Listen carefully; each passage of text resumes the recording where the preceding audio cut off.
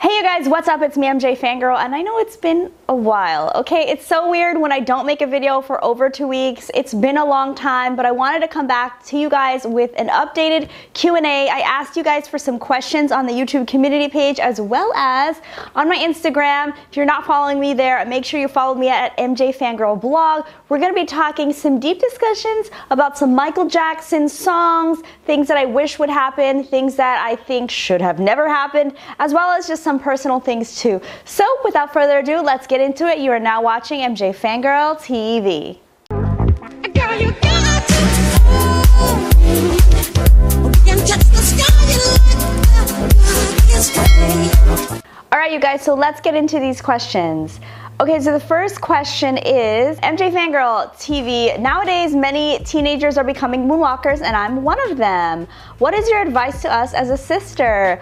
Well, you guys, this is a topic that's super near and dear to my heart because as you guys know, if you've been watching the channel for a while, I also became a big fan of Michael Jackson as a teenager, and I wouldn't say bullied, but I would say I was definitely picked on, and there were a lot of times where I was made to feel like being a Michael Jackson fan was a weird thing, and so I just really want to advise you guys to focus on the music, focus on how fun it is, focus on whatever gives you a sense of community in the Michael Jackson fandom, whether that's watching YouTube videos from my channel or other similar MJ YouTuber channels, whether that's joining a forum or chatting on Reddit about Michael or any of that. Like, I mean, even just watching YouTube videos and seeing the comments down below. I know that one of the coolest Facebook groups out there for teens or anyone that really loves Michael Jackson, but I feel like especially teens, is called Michael Jackson Book Club. It's really cool. It's very heavily based on just like books and discovering new things about Michael Jackson, and so the reason why I would recommend that is because you really do find a cool sense of community and you won't feel as alone in your fandom. I think for me as a fan, I've always felt like, oh man, I'm the only one out there, but when you really take a look at the online community and who else out there loves Michael Jackson, you won't feel as alone, and I feel like that's a great way to, I don't know, to like stay motivated to keep exploring and discovering new things about Michael Jackson. I feel like he is always the gift that gives back, you guys. He has got music and a career spanning so many decades, and there's always something new to learn and to take in, so yeah, that would be my recommendation. Okay, so the next question is from Lorena. Hey Lorena. She asks, what are your plans for future travels when this virus calms down? When it comes to plans for future travels, for me, I actually had plans to travel twice. I was gonna do some vlogging at Neverland, which is also, someone asked me, have I ever been to Neverland? I had plans to go to Neverland, you guys, and I also had plans to go to Gary, Indiana this past summer, and neither of those things worked out. And I was really disappointed, and that's probably part of the reason why I took this kind of like 2-week-long break from YouTube, is just because I've just been feeling a little demotivated when it comes to posting and what channel direction I should be taking the channel in, and trying to get out of the trap of like doing all reaction videos. And I really wanted to get back to travel videos because that was one of the big passions that I had, was visiting places that Michael Jackson made history in. And I'm hoping to get back to it at some point soon, but I'm not sure when. I'm hopeful that I can definitely do some travel videos before the end of the year, especially something thriller related, you know, I mean, thriller season is coming up, so I want to do some fun things. I really want to bring some fun stuff to the channel, so stay tuned. And also let me know in the comments down below what the first travel video you would like to see me do is. Bonus points to you if you can find something in California so I don't actually have to travel beyond getting in my car. So the next question is, what is your opinion about Michael Jackson's interview with Oprah Winfrey?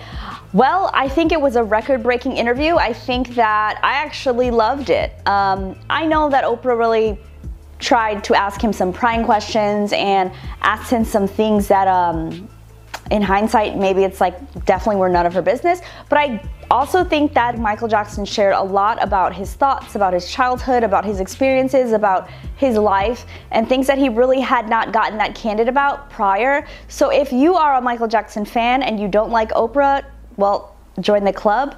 But if you are a Michael Jackson fan that wants to learn more about him and you haven't seen it yet, I will definitely recommend that to you. I mean, even the Bashir interview, Living with Michael Jackson, is something that I think fans should watch. Although these interviews were not favorable or the best, or we don't like the interviewers and we maybe don't like the outcome of how things ended up because of those interviews, I still think that watching Michael is something beneficial. Like I mean, I actually don't see a problem with fans watching either of those interviews. So yeah. What is your favorite Michael Jackson era? Okay, so my favorite era is a cross between the Dangerous era and the Jacksons era, which is like 76, 77, like right before Off the Wall. I love like that Destiny album time, even like into Triumph and stuff. But yeah, I would definitely say mid-70s and Dangerous. Are you excited for the MJ musical and will you go see it? Yes, I'm definitely gonna go see it. I would rather, you know guys, I'm gonna just put this out there. I'm manifesting, okay, for something really exciting to happen. I really want to be on like a red carpet or as a part of the celebration or a panel discussion or something when it comes to MJ the Musical. One of the greatest joys in my life is being a Michael Jackson fan, yes, but also like doing this channel and helping to like educate fan community or new fans, or helping to bring to light some things that maybe we've forgotten about Michael Jackson. And so it would be such an honor and such a cool thing to be a part of that celebration.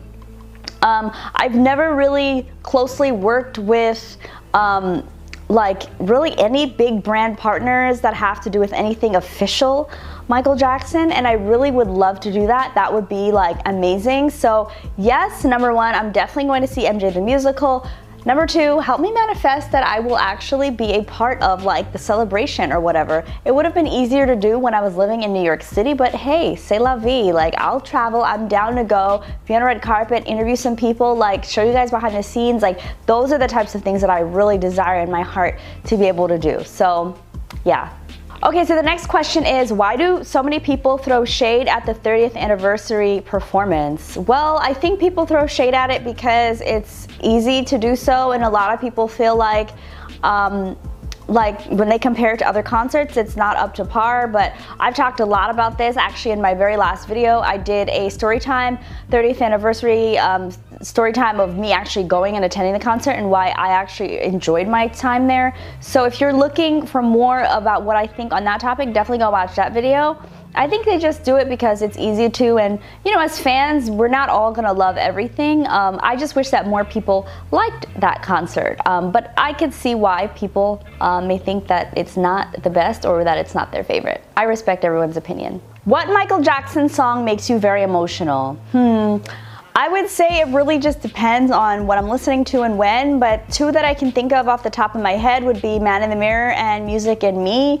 Those just remind me of the fact that he's like no longer here, you know, especially Man in the Mirror. I just can never forget that moment at the memorial when they showed the empty chair and the empty microphone and all of that on the stage, and it just reminds me of like, just like, wow, Man in the Mirror, that was just kind of like his mantra. It just reminds me of all that Michael Jackson was, and it's sad that like we lost him, and so I think about that song, and that's kind of like what comes to mind, and I think that's why that makes me emotional.